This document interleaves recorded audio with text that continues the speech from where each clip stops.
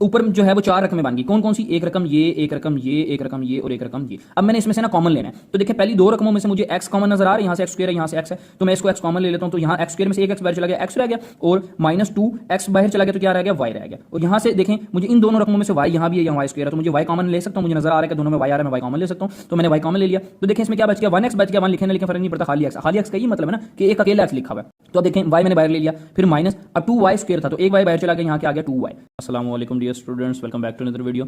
जी students, आज हम exercise 3.3 की 10th क्लास की स्टार्ट करने जा रहे हैं। इसमें सबसे पहले हमें कह रहा है कि थर्ड पोर्शन की डेफिनेशन है, तो डेफिनेशन को जरा समझें। देखें, कहता है कि if 3 quantities A, B and C are related as कि A ratio B proportion B ratio C हो, तो आप सी को क्या कहेंगे कि आपके पास वो क्या बन रहा है?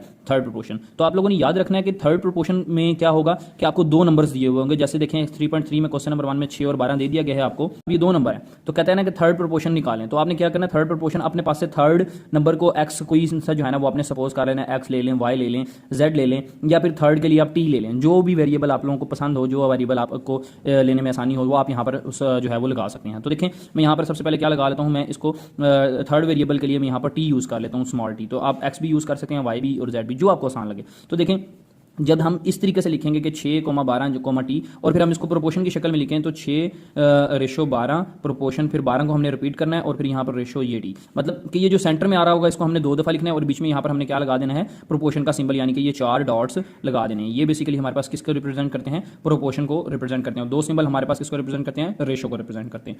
तो थर्ड प्रोपोर्शन में जब निकालने का कहेगा तो आपने क्या करना है? 2 नंबर दिए होंगे अपने पास से, कोई एक वैल्यू जो है वो वेरिएबल टी ले लें या एक्स वाई जी जो ले लें, वो हमने लिखकर इस तरीके से इसको लिख लेना है कि दरमियान वाला रिपीट करेंगे, मतलब 6:12, फिर प्रोपोर्शन 12 एक्स ले लें या टी जो भी आपने लिया। अब मसला आ जाता है कि इसको सॉल्व करना है, तो याद रखें हम इसको जो है वो सॉल्व करने का एक फार्मूला है, वो ईजी सा फार्मूला है, हम वो यूज़ करेंगे क्या? कि product of mean is equal to product of extreme. मतलब कि प्रोडक्ट ऑफ मीन और प्रोडक्ट ऑफ एक्सट्रीम का स्टूडेंट्स क्या मतलब है आपके पास? कि देखें सबसे पहले याद रखें, जो मीन होता है उसको कहते हैं सेंटर वाली। मीन को क्या, मीन किसको कहते हैं? सेंटर वाली वैल्यूज।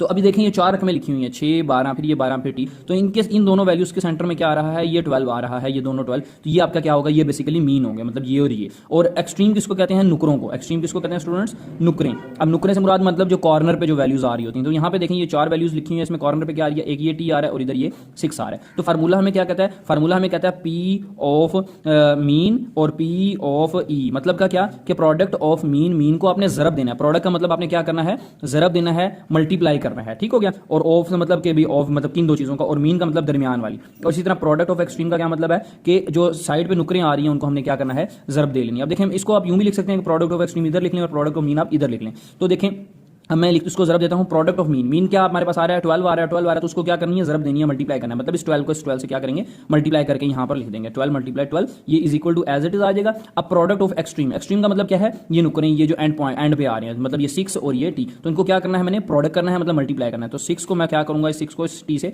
मल्टीप्लाई कर दूंगा। तो याद रखने के लिए आप यूं याद रखने कि ये नुक्कर को मैंने इस नुक्कर वाली से मल्टीप्लाई करना है, और ये जो सेंटर वाला है इसको मैंने इसमें मल्टीप्लाई करना है। जब भी ये 4 वैल्यूज लिखी होंगी, बीच में प्रोपोर्शन होगा, तो हमेशा जो है हम यही काम करेंगे, ये फार्मूला लगाएंगे जब एक वैल्यू निकालनी हो, चाहे वो थर्ड प्रोपोर्शन के लिए क्वेश्चन हो, या फिर फोर्थ प्रोपोर्शन का क्वेश्चन हो, या फिर मीन का हो, या फिर आपके पास कॉन्टिन्यूड प्रोपोर्शन का हो। तो ये 4 जो है किसमें हम इसके अंदर पढ़ेंगे, इस एक्सरसाइज के अंदर। अब देखिए हमने यहाँ से टी निकालना है, तो हम इसको सॉल्व करते हैं। ये 12 × 12 हम इसी तरह लिखा रहने देते हैं। ये 6 जो इधर टी से मल्टीप्लाई हो रहा था, ये इधर आगे क्या हो गया? डिवाइड हो गया।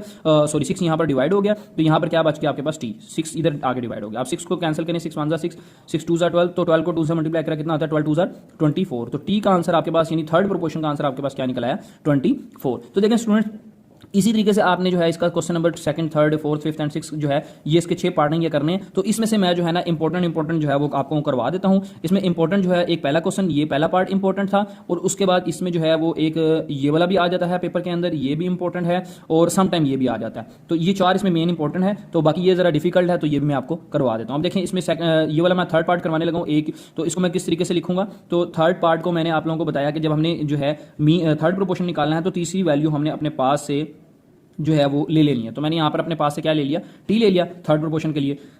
अब याद रखें स्टूडेंट्स, अगर यहाँ पर वो वेरिएबल यूज हो रहा है तो आपने नहीं वो यूज करना है। जैसे इस क्वेश्चन के अंदर देखें, तो यहाँ पर 4 क्वेश्चन है, तो इसमें एक्स और वाई यूज हो रहा है, तो आप थर्ड प्रोपोर्शन के लिए एक्स और वाई नहीं यूज कर सकते, क्योंकि आपने वो मैच सेम हो जाएंगे, तो आपने डिफरेंट लेना है यहाँ से। तो अब इसको क्या करें, इसको आप प्रोपोर्शन की शक्ल में लिखें a square minus B square ratio a minus b, और फिर दरमियान वाले को जो है हम रिपीट करते हैं ये ए माइनस बी वाले को, तो इसको रिपीट करें, दो बार लिखें ए माइनस बी, देखें यहाँ भी लिख दिए यहाँ भी, और फिर ये आपके पास रेशो का साइन और ये टी आ गया। अब हमने क्या करना है, इसको इससे ज़रब दे देनी है और इसको इससे ज़रब दे देनी है, मल्टीप्लाई कर देना है। तो देखिए मेरे पास ये क्या बनेगा, फार्मूला मैं यहाँ पर लिख देता हूँ, product of extreme is equal to product of mean. ये मैंने आप लोगों को पहले बताया कि मीन वाला इधर लिखें, एक्सट्रीम वाला इधर लिखें, उससे फर्क नहीं पड़ता। तो देखें एक्सट्रीम क्या, T multiply A square minus B square is equal to mean क्या है मेरे पास, ए माइनस बी और ए माइनस बी, ये दोनों मीन है, इन दोनों को मैंने आपस में ज़रब दे दी। अब मुझे टी चाहिए, तो ये इधर मल्टीप्लाई हो रहा है, स्क्वायर माइनस बी स्क्वायर उधर जाकर डिवाइड हो जाएगा, तो टी मेरे पास क्या निकल आएगा, ए माइनस बी, और ये a minus b as it is आ गया, और ये जो मल्टीप्लाई होता है ये इधर आके डिवाइड हो गया ए स्क्वायर माइनस बी स्क्वायर की शक्ल में। अब देखें स्टूडेंट्स, यहाँ से ये a माइनस बी ऊपर दो दफा जो लिखा हुआ है इसको एज इट इज रहने दें, यहाँ पर आप a square minus B square का नीचे फार्मूला ओपन कर दें, और वो आप लोगों को पता है कि वो फार्मूला क्या होता है, एक बार माइनस में एक बार प्लस में, यानी एक बार माइनस में a माइनस बी लिख दें और एक बार प्लस में a प्लस बी लिख दें। तो यहाँ से a माइनस बी से कैंसिल हो गया, तो क्या बचा a minus B divided by a plus B. तो थर्ड प्रोपोर्शन जो इस सवाल का हमारे पास निकल आया वो क्या निकल आया, a minus B a plus B. तो ये आपका इसी जो है वो थर्ड पार्ट हो गया। अब इसके बाद देखें जो है फिफ्थ पार्ट है, फिफ्थ पार्ट में हमने कहता है कि इसमें भी थर्ड प्रोपोर्शन निकालना है, तो मैं लिख लेता हूँ जी स्टूडेंट्स। अब देखें इसमें भी हमें जो है ये फिफ्थ पार्ट है, इसमें भी हमें थर्ड प्रोपोर्शन निकालना है, तो थर्ड प्रोपोर्शन के लिए क्या ले लें, आप टी ले लें, तो कोमा डाल के आप टी साथ लगा लें और फिर इसको जो है वो प्रोपोर्शन की शक्ल में लिख लें। तो पहला हम इसी तरह लिख लेते हैं और दूसरा भी ये इसी तरह लिख के, और हम क्या कर देते हैं, हम इसको रिपीट करते हैं, बीच में प्रोपोर्शन के ये चार नुक्ते लगाते हैं और फिर इसी वैल्यू को ये जो हमने लिखी इसी को दोबारा से लिखते हैं। तो X square minus X Y और माइनस 2y स्क्वायर, और फिर रेशो डाल के ये क्या आ जाता है, टी आ जाता है। तो अब देखें ये हमारे पास चार रकमें बन गई, कौन कौन सी, एक ये रकम, फिर ये दो नुक्ते, चार नुक्ते प्रोपोर्शन के, फिर ये रकम और फिर ये रकम। तो अभी मैंने आपको फार्मूला बताया क्या कि product of extreme is equal होता है किसके, प्रोडक्ट ऑफ मीन के। तो आपने क्या करना है, इस नुक्कर वालों को आपस में ज़रब दे देनी है ये, और ये जो सेंटर में आ रहे हैं इस चार डॉट्स के आसपास इनको हमने आपस में ज़रब दे लेनी है। तो एक्सट्रीम मतलब नुकरे और मीन मतलब दरमियान वाले। तो देखें अब मैं ज़रब देता हूं, मल्टीप्लाई करता हूं, तो टी मल्टीप्लाई मेरे पास क्या आ जाएगा, एक्स प्लस वाई होल का स्क्वायर इज इक्वल टू ये आ गया, और मीन में क्या आ रहा है, ये दो बार आ रहा है देखें, तो X square minus X Y minus 2y square ये आ गया, और एक बार फिर ये आ गया X square minus X Y minus 2y square. अब देखें स्टूडेंट्स मुझे यहाँ से टी चाहिए, तो टी किस तरह निकल सकता है, जब मैं टी को इधर ही रख लूँ, ये जो इधर मल्टीप्लाई हो रहा है इधर जाकर दूसरी तरफ ये नीचे आ जाएगा एक्स प्लस वाई का होल स्क्वायर, और ये जो ऊपर पावर एक सेम आ रहा है देखें, X square minus X Y minus 2y square, X square minus X Y minus 2y square, तो ये इसकी पावर यहाँ 1 है और यहाँ पर भी 1 है, तो अकेला लिखा मैंने, अकेले का मतलब होता है पावर 1 हो, तो ये जब मल्टीप्लाई हो रहे हैं तो पावर ऐड हो जाती है, ये 2 हो जाएगी पावर, मतलब X square minus X Y minus 2y square, इसकी होल पावर क्या हो जाएगी आपके पास 2 हो जाएगी। तो अब देखिए स्टूडेंट्स मैं इसको सॉल्व करता हूं, इसको फैक्टराइज करता हूं, तो मेरे पास जो है नीचे से ये वैल्यूज कैंसिल होंगी, तो मेरे पास जो है ये टी निकल आएगा। किस तरीके से देखें, एक्स स्क्वायर मैंने एज इट इज रखा, अब मैंने बेसिकली यहां पर फैक्टराइजेशन करनी है, तो 2 को मैं इसके कोएफिशिएंट यानी 1 से मल्टीप्लाई करूंगा तो मेरे पास 2 आएगा, तो 2 को मैंने ब्रेक करना है बेसिकली। तो मैं 2 को ब्रेक करके क्या, ये देखें मैंने पहले ये एज इट इज लिख लेना है, फिर ये मैंने एज इट इज लिख लेना है माइनस 2y स्क्वायर, ये ब्रैकेट के बाद मैंने स्क्वायर एज इट इज, मैंने मिडिल टर्म को ब्रेक करना है। तो मिडिल टर्म को किस तरह ब्रेक करना है कि इस 2 को 1 से मल्टीप्लाई किया 2, उस 2 को जब मैं ब्रेक करता हूं तो मेरे पास एक ही फैक्टर बनता है, 2 1 2 और 1 1 1 के मतलब 2 और 1, तो मैं यहां पर 2xy ये और 1xy ये मैं लिख देता हूं।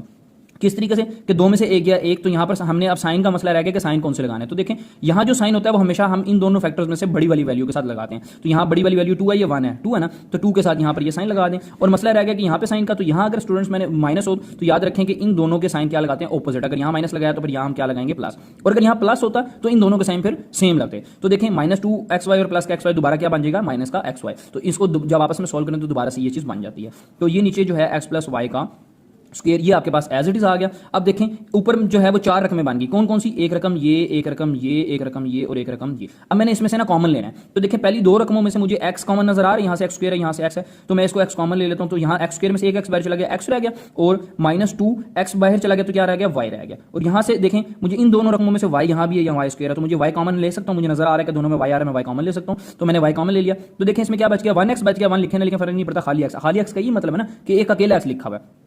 तो अब देखें y मैंने बाहर ले लिया, फिर माइनस, अब 2y स्क्वायर था तो एक y बाहर चला गया, यहाँ क्या आ गया 2y ये आ गया, और ऊपर होल पे क्या आ रहा है स्टूडेंट्स, स्क्वायर आ रहा है, तो होल ब्रैकेट के बाहर क्या डाल दें आप, स्क्वायर डाल दें, और नीचे ये जो x प्लस वाई का होल स्क्वायर आपके पास आ रहा है ये एज इट इज डाल दें। अब देखें उसके बाद हम देखें ये जो वैल्यूज हैं, अब ये दो रकमें बन गई ऊपर, किस तरह कि इन दोनों को मल्टीप्लाई करें एक रकम बनेगी, इन दोनों को मल्टीप्लाई करें एक रकम, तो प्लस से पीछे एक ये सारी रकम और प्लस से आगे ये सारी रकम।